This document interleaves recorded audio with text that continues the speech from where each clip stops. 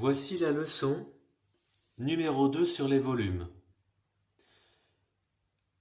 Comme vous le voyez, il y a plusieurs volumes. Le cube, le parallélépipède rectangle, le prisme et le cylindre.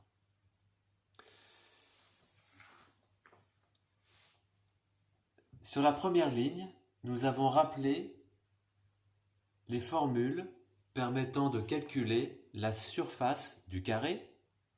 C'est toujours, ou l'aire du carré, l'aire, c'est toujours la base, ce qu'il y a en bas, multiplié par la hauteur, qui est perpendiculaire à la base et qui rejoint le sommet du carré. Pour le rectangle, c'est pareil. L'aire du rectangle, c'est la base multipliée par la hauteur. Pour le triangle, l'aire, c'est pareil. C'est la base, en rouge, multipliée par la hauteur, en vert. La hauteur est perpendiculaire à la base et rejoint le sommet ici. Mais nous divisons par 2. Pour le carré, le rectangle et le triangle, regardez bien, l'aire, c'est toujours la base fois la hauteur. La base fois la hauteur. La base fois la hauteur, mais attention, pour le triangle, nous devons la diviser par 2. Pour le cercle, c'est un peu différent. L'aire, c'est le nombre pi multiplié par le rayon du cercle au carré. Le rayon du cercle au carré.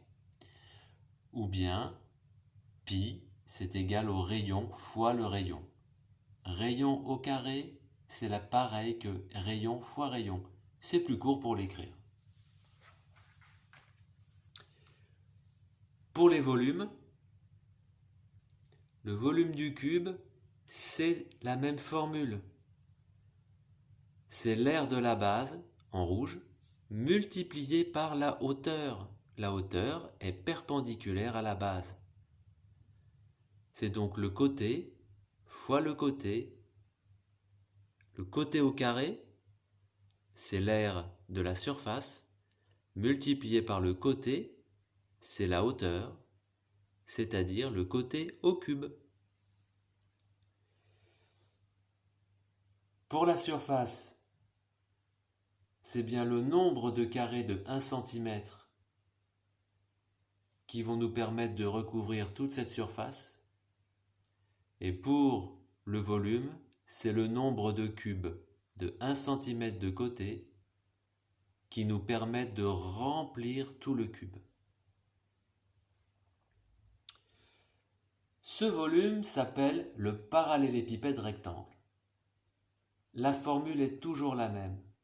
C'est l'aire de la base, en rouge, multiplié par la hauteur, qui est perpendiculaire à la base. La différence entre les deux, c'est que la base pour le cube est carré et que la base est rectangulaire pour un parallélépipède rectangle.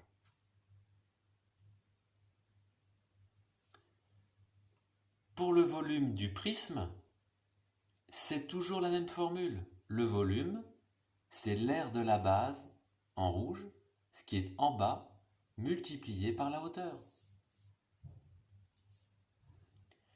La base, c'est celle d'un triangle. Et l'aire de la base d'un triangle, nous avons la formule ici. Pour calculer le volume du cylindre, c'est encore une fois la même formule. Le volume du cylindre, c'est l'aire de la base, ce qui est en bas, la surface en rouge, multiplié par la hauteur. La droite perpendiculaire à la base et qui remonte tout en haut du volume. L'aire de la base, c'est l'aire du cercle, cette aire-là, c'est pi fois r au carré, multiplié par la hauteur.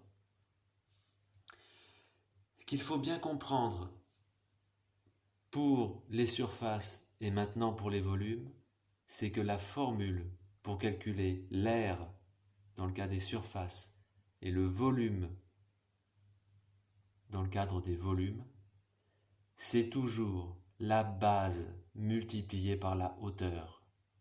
Et parfois, comme pour le triangle, on doit le diviser par 2. C'est ce principe qu'il y a à retenir dans les calculs. La base, quand on veut calculer l'air, sera une droite. C'est toujours une droite.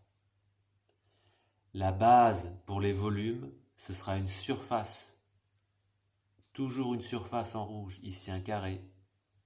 Ça peut être un rectangle, si c'est un parallélépipède rectangle, ou bien un triangle, pour un prisme, un cercle, pour un cylindre. Le vocabulaire est important aussi.